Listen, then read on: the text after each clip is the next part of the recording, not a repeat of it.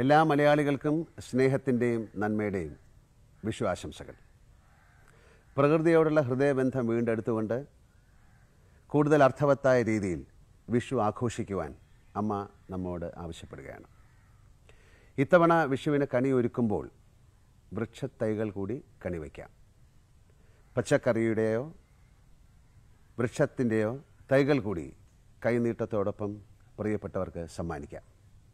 അങ്ങനെ ഈ വിഷു വെറുമൊരു ആഘോഷത്തിലുപരി പ്രകൃതി സ്നേഹത്തിൻ്റെ പുത്തൻ അറിവുകൾ പ്രിയപ്പെട്ടവർക്ക് പകർന്നു കൊടുക്കുവാനും ഒപ്പം ആരോഗ്യമുള്ള ഒരു തലമുറയെ യാഥാർത്ഥ്യമാക്കാനും സാധിക്കട്ടെ എന്ന് പ്രാർത്ഥിക്കുന്നു.